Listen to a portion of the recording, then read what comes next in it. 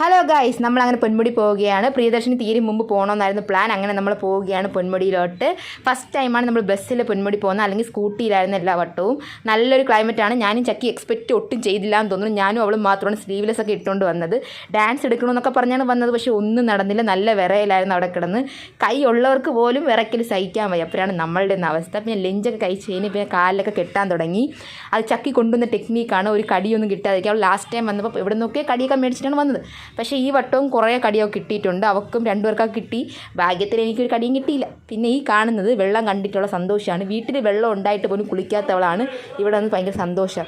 നമ്മളെവിടെ പോയാലും full on അഡ്വഞ്ചറാണ്. അങ്ങനെ ഫുൾ സ്ഥലവും കറങ്ങി കണ്ട് അറിഞ്ഞുകൂടാത്തൊക്കെ ഏരിയയിലോട്ടൊക്കെയാണ് പോയത്. പിന്നെ കൊള്ളായിരുന്നു എക്സ്പീരിയൻസ്. അതിനുശേഷം നമ്മൾ ഐസ്ക്രീം കുടിക്കാൻ പോയി. നല്ല മഴയത്ത് ഐസ്ക്രീമൊക്കെ കുടിച്ചപ്പോൾ നമ്മളങ്ങ് തണുത്ത് വിറച്ചൊക്കെയാണ് നിന്നത്. പിന്നെ അതിന് ശേഷം നമ്മൾ വീട്ടിൽ പോകണമായിരിക്കും. നല്ല ക്യൂട്ട് വാവയെ കണ്ട് പിന്നെ അതിന് ശേഷം വീട്ടിൽ പോയി. Okay, Tata, bye bye.